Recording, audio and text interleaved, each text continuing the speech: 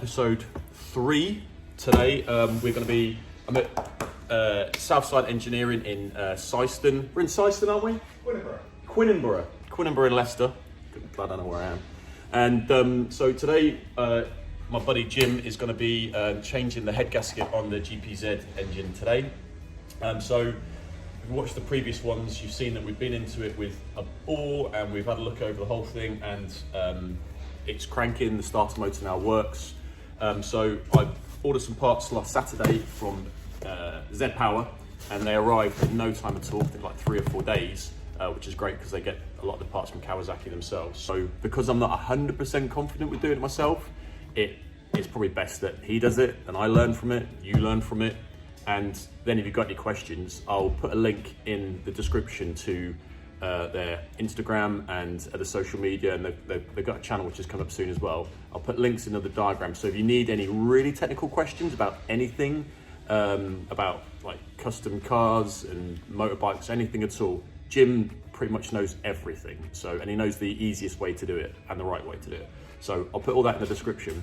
So he's a beautiful man, and you'll enjoy watching him. So I'll just let him crack on, basically. Stop waffling. So I've taken the rocker head cover off, and I've taken the crank off as well. And this is Jim. Hello. Lovely Jim. So what we're going to do, Jim, what's the first thing we need to look at on this? You've had a little look around it already. What do you think about it?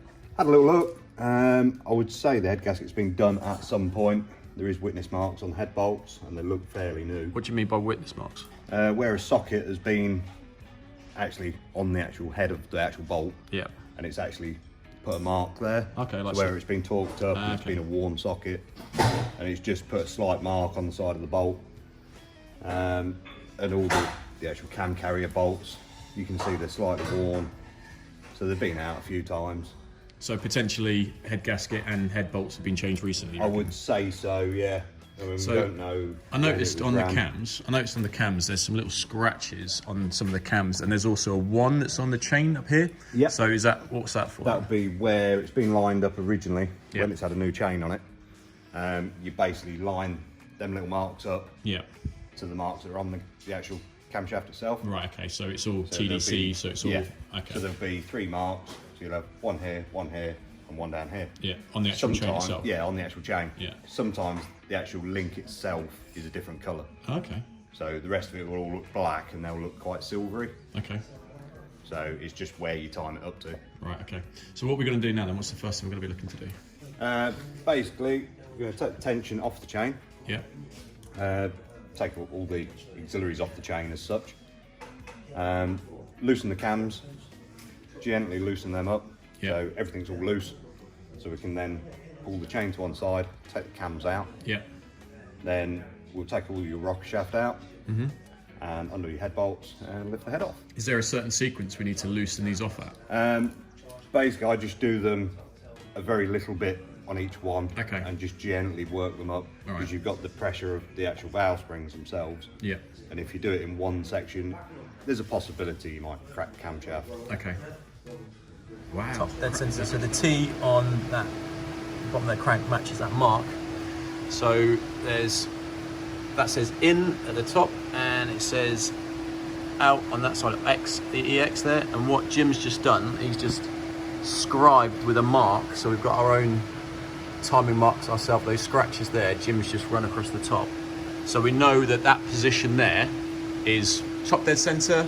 Yeah, it's top dead center on the crank. On the crank. And we know the chain is stretched quite a lot, so that's given us basically the cams are out at the minute. Yeah. So we know that our chain's stretched. Yeah.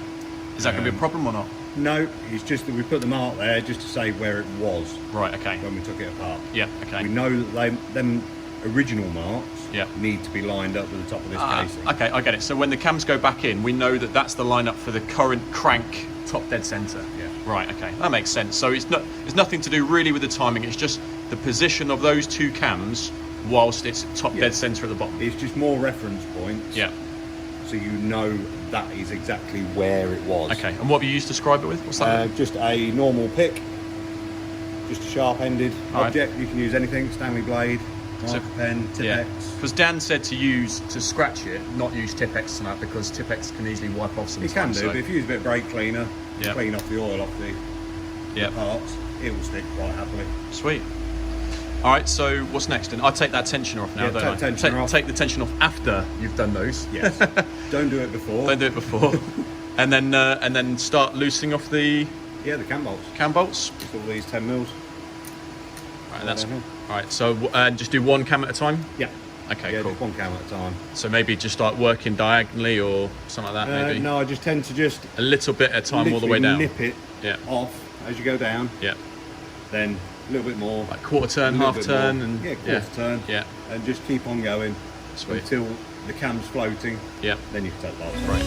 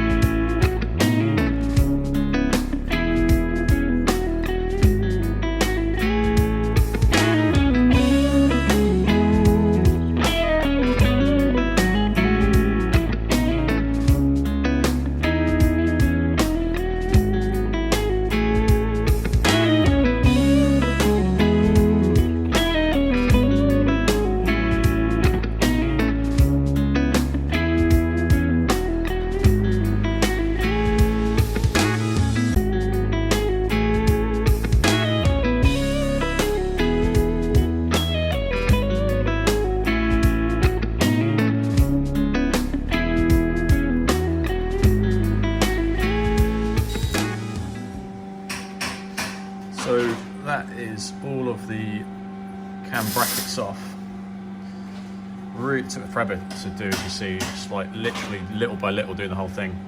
And what we've set them out as, so this is the in and this is the out. And so I don't know if you can see that, but that's numbered. There's a 1, 2, 3, 4, 5, 6, 7, 8, 9, 10. And those are the bolts for them. So from the chain, front to back, that's the in, that's the out. So I know that the bolts for this one are those ones at the top there, and the bolts for this one are the ones at the bottom here. So so there's in and out, in, exit. So right, let's see what's next. I think we're gonna have to pull this chain up out of the way and then to take the cams off. So taken all of the brackets off. The chain is nice and light now. That's probably because you see at the back here. Now, I didn't mess it up. I didn't crack anything. So what are we doing next? What you got the wire for? Basically, a bit of welding wire. Just normal welding wire. I'm just going to put a little bit around the chain, just to hold it up so it doesn't fall all the way down and get trapped. Of course, yeah, because the only thing that's keeping that from dropping all the way down underneath the cam sprocket. Yeah, exactly. Okay. So just keep it loose for now. Okay. They don't need to be mega tight. And take the cams out. So that one's got an X on it for exhaust. Exit exhaust, yeah. And there's probably another in on the other side underneath there, isn't there? So yeah. Cool. All right, then let's get these out then.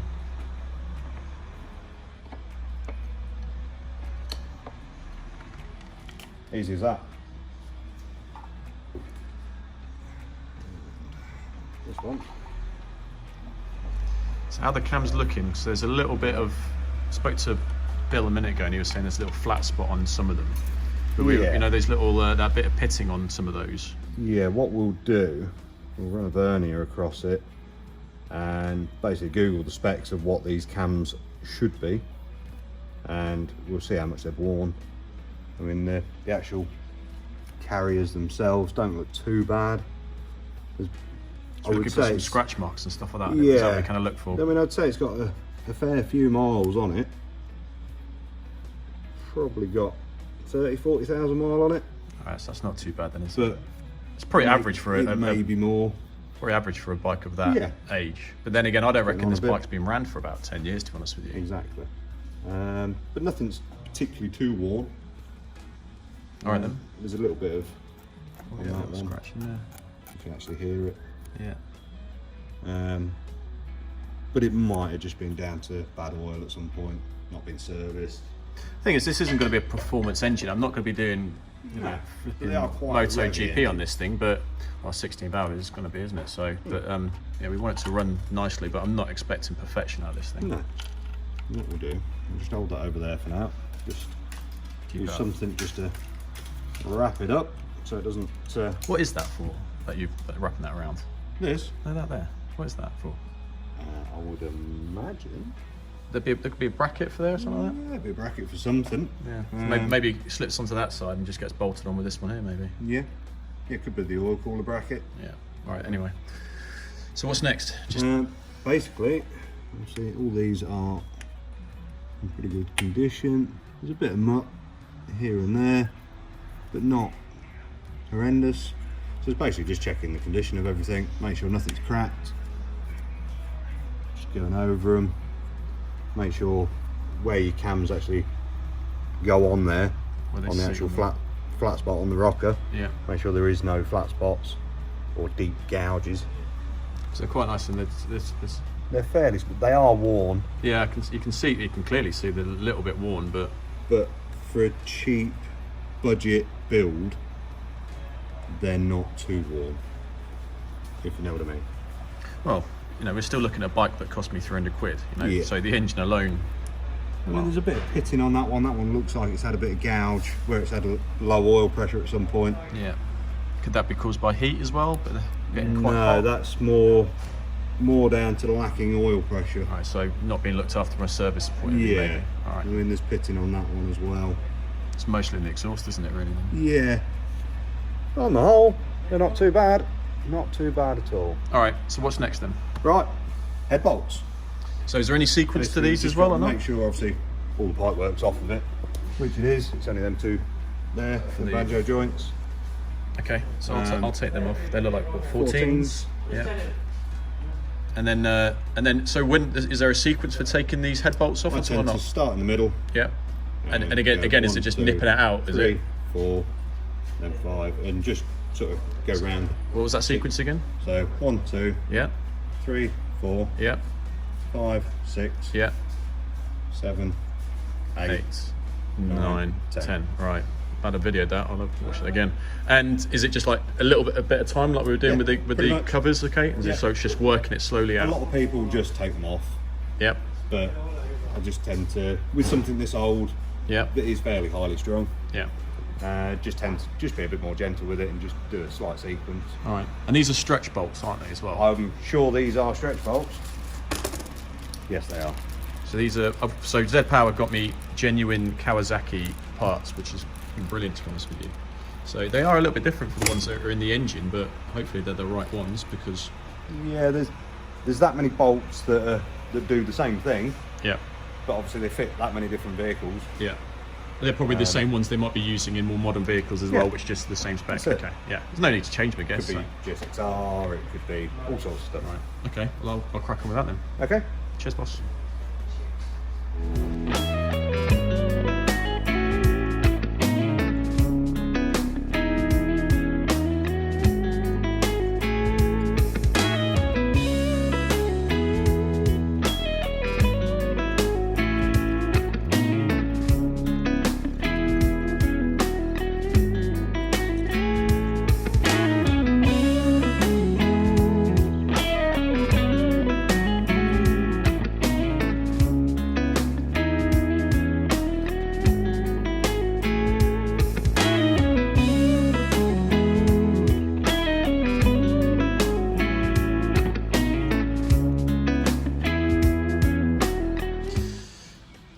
So that's all the head bolts out.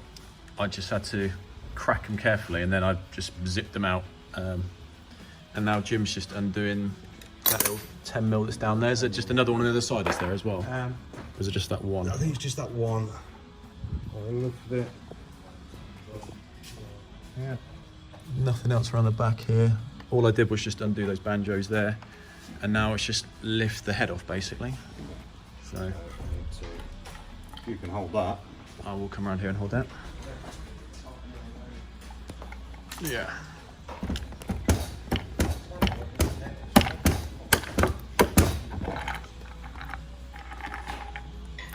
Feed that through. Yep. There we go. get whacked, and I can just drop this down there, can I? Yeah. Now? And then we can actually have a look. So we thought those valves might be a little bit rusty. They're not too bad. No. Is there actually a gasket on it? Yeah. Just a little multi-layer shim gasket. A little shimmy. Little shimmy. Like the piston heads themselves, how are they looking? They're a little bit carboned up. This one's particularly oily. We saw that in the video as well. But that someone's done a compression check at some point before you've had it. Yeah. And they might put a bit of oil down the balls. I did spray a little bit of WD-40 in it beforehand. See, that so. might But when we be did the bore check, first of all, with the camera, we did, in that one, I did notice a little bit of oil in there, first of all. But that might just come down from the top, might it? Okay. Yeah, it's possible. And it does smell like stale fuel, to be fair. No, okay. But So we're doing good still, yeah? yeah, There's no rust in there at all. balls look good. We will crank it over just to make sure that, just take this off. I really need that now. That's the tensioner, isn't it? Yeah. Yeah, that's the guide for the tensioner. And that's just, Basically, your tensioner sits on the back of it, and that just stays out and keeps the chain taut. yeah. Because that's the actual tensioner at the back there, which was. So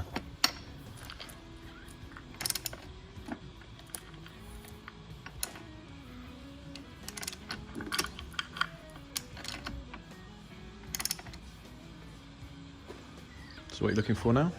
Just checking the balls, make sure there's no. Oh, so you're dropping those two outer ones so you can just see where. Okay. Yeah, pretty much. See if we can see some honing marks in there. So it'll give us a chance to see how bad they are. I mean, I can still see slight honing marks in there. What honing marks? Just machine marks Yeah, from when it was machine made. marks. I mean, you can just about see it on that one, the cross hatching on the sidewall. Let's give it a wipe.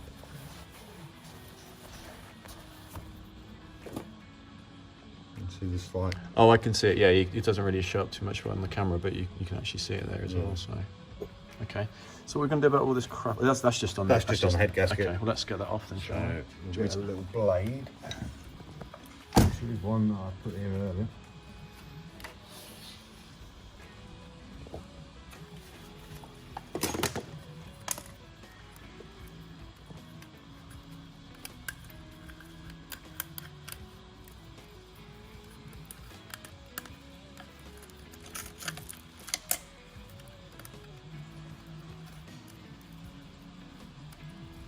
Just whip it. Well, stuck on that. Crikey.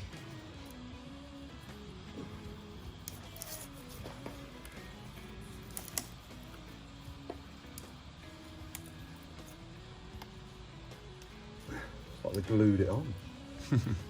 Which I don't recommend doing. No, no, I really wouldn't. No. Okay. I like seeing fresh metal when you're taking all the bits off. Because when you look at the outside of the engine, it just looks like an absolute state, doesn't it? But then you realise it's not that bad. No. So, would you skim the head sometimes on these? If you're doing a full strip down, you skim it maybe or not? Yeah. Basically, if we knew what the engine was, whether it had a head gasket issue, and so forth, but looking at the gasket, there's no witness marks of where it's been blown between cylinders or out to a water jacket or anything like that. Okay. I mean, it's just literally got the lines of the liners from the block. Yeah. Which is quite nice. And yet again, yes, you've got water gallery marks, but there's nothing going into any of the cylinders. Yeah. So that's because it's a water-cooled engine. That's just the water that flows around the outside. These little holes here, is that where the water flows through? That's it. Yeah. Yeah, just to cool and they the just outer. go into the galleries in the head. Yeah. And obviously cool the head down. Okay. And obviously main feeds there. So is there any way we can clean this up a little? Do we have to do anything special with this now? We'll just Scotch-Brite it. Scotch-Brite it, right. Let's crack on with that then. McGee. So cleaned off the head now, and this is literally just elbow grease with a bit of Scotch-Brite brake cleaner. Yep. And it's just literally rubbing it all back. He's used a blade as well just to scratch off. I'd like to say I've done it, but he's done it all of just scratching off all the other bits of gasket that was left on there. And just going to blast it all in a minute as well with a bit of compressed air just to blow all the crap out of it. But it's literally just, you know, we've got some crap still on there. That's just from old crap fuel, is that, Jim? Yeah, it just seems like old stale fuel. Stale fuel, so we just go over the whole thing. What about these rusty valves? Are they going to be a problem at all for us? No, they're not really a problem. They're all free. The back of the valves aren't rusty. So it's just as long as they're sitting all right, is it? Yeah, yeah. So it's just because they're mild steel. They're not stainless or anything like that. And being sat with moisture and whatnot, they've just rusted up. But they're clean. They're not carboned up or anything like that. Okay. And they're all pretty good. Okay. And there's a bit of carbon on the exhaust, the inlet, sorry, but nothing too bad. Okay, so as long as they sit all right, then these spaces aren't too much to worry about. That's it. Okay, great. Well, let's. So what's next? Just clean up those valves and then. Yeah, just clean it all up. Then we'll put the plugs in it and just see if the valves are sitting correctly. We'll just put a bit of fluid in there and just let it sit for 10-15 minutes. Make sure there's nothing leaking out the ports. Okay. So we know then the valves are seated as such. Yeah. It's a bit of a cheap and easy way to just make sure the valves are seated. Okay. All right. Well, let's do that then. Okay. Okay. So all the valves are sitting quite nicely. There was no brake cleaner coming through here, so you know normally if there was a leak in the valves, you'd be getting it in the bottom here and stuff. So we're all happy with that. The head's clean, the block's clean. So we're going to go ahead and fit the new gasket. Fit the new gasket. Get the head back on it. So is it literally? Do we have to put any seal on there at all? It's literally just dry gasket. Dry gasket. And then bolt it back on again, basically. It's a multi-layer gasket. It's got a built-in sealant anyway, as such. So this is the one I ordered from Z Power, and it's a genuine Kawasaki part, which is pretty good in my mind. Yeah, genuine Kawasaki part. That's it. And the black coating is actually a sealer as well. Okay. And is that like a heat sealer? So when it warms up, it basically sort of makes a bond. Okay, that's cool. The one. See, I do know some stuff.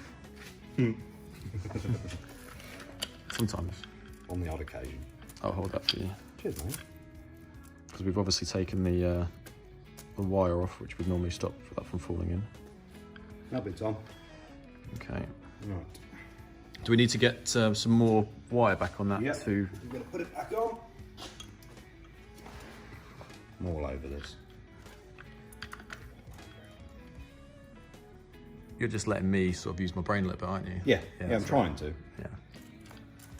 I'll hold that. You hold that? Because I can do that. Let me get a pair of cycles and shorten that one. Thank you very much. Makes it a bit easier. A bit shorter. So is there any specific knack to this or not? No, not really. It's just sort of thread that through there. Is this something, is this something you can do on your own or not? Yeah, you can do it. I've done it many times.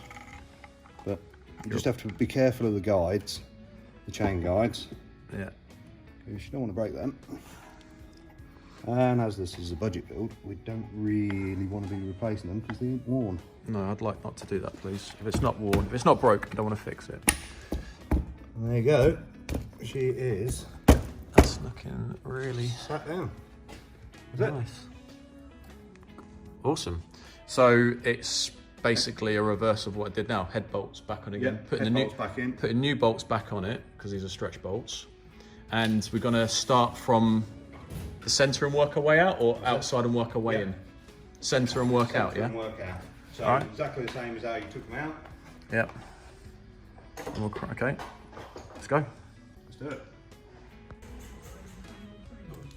All right, so worked out that we need 40 Newton meters on the torque wrench. So I hate doing this, to be honest with you. Anything that needs to be this bloody precise, you have to use a torque wrench with.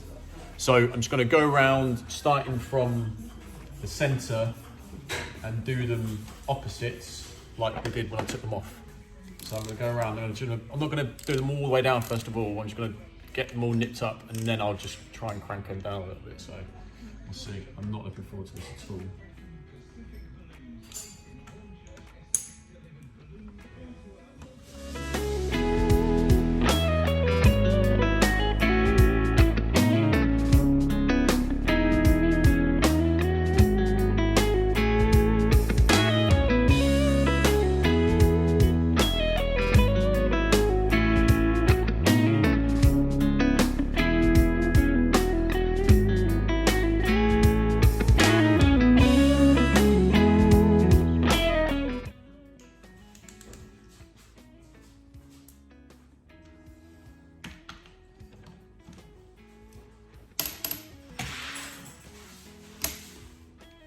Right, all done. So now I need to get the cams back in, get the chain back over the top of the cams, and then get all of those torqued up as well. So. Annoying, yeah. So Jim forgot to tell me that I've got to reset the tensioner on it. So how will I reset the tensioner? Is it difficult or not? No, it's just an oil-filled tensioner. So hopefully it should have a little oil relief valve, which I think is the end bolt on these ones, which all you do, basically take it apart. You get the camera for this one. Some of them have, on the odd occasion, some of them have teeth down here. So it will go so far and lock at that. These ones, I think, are just, there's a little screw in the end there. Just got to release that pressure. Get a screwdriver, release it, and it should be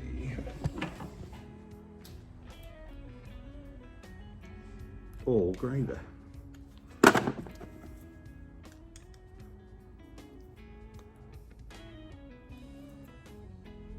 And then do you reset that when you put the chain back on and everything back on again? It will just reset itself. It will just reset itself. Oh, I can see a little bit of oil coming at the top then. Yeah. So basically, the more you push on it, see what it does? Yeah, just pisses the oil out. Hold that like that. You come around here, slot it in the hole, like that. Get your bolts in. That sits on top Which now. are the longest bolts in the world.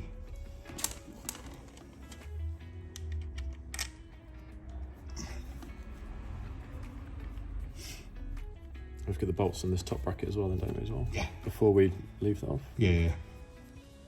So let's put these ones on. If you want to get the top ones in, obviously that's just like a guide as well, you see. So just stick you back up there. All right. So it's all on. It's all torqued up.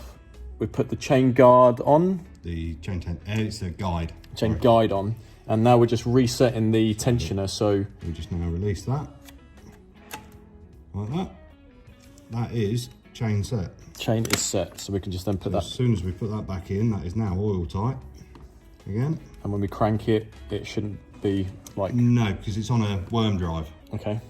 So it'll only release if you put a screwdriver in the back and actually turn it the wrong way. Okay. And the oil actually feeds from one side and actually pushes that out to keep the tension. Okay. Could you just crank the bottom end for us? Just make sure it's nice and it's moving much better, isn't it? So all I've got to do now really is check the clearances on the valves, springs, and that's pretty much good to go, is it? Pretty much, yes. Right.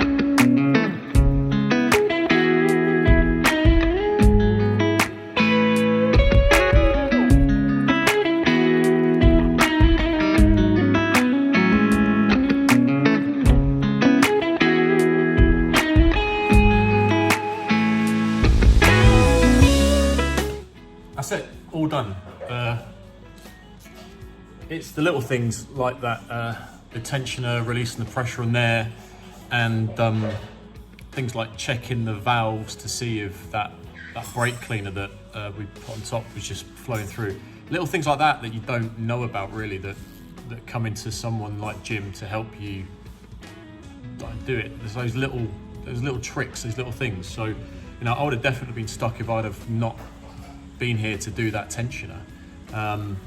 But in all grand scheme of things, it's not that hard. It was pretty simple, you know. It's good having Jim here to tell me what to do, what to look over, but yeah, just that little bit of extra knowledge, releasing the tensioner and everything else, absolutely sound. Yeah, so for me it was just those three things. It was getting the timing marks all done right, scribing them in, getting the tensioner, releasing the pressure on that, and then resetting that at the end, and just getting those torques done right. So I got the torques off the internet, but I've got my book back at home. I just should have checked that. So just checking those. But no, it was those little tips as well. They're brilliant. So, mate, I really appreciate it. Helped. Thank you very much, mate. No so problem. I'll put in. I would, you know, I'll do that. I'll be back with that. I'll put all the links and stuff to Southside. So if you are Leicester area or whatever, give these guys a follow. Pretty much everything from fabricating. Well, you can see behind us. So kit cars, armour plated Landies, motorbikes, old VWs, old MGs. Yeah, pretty much.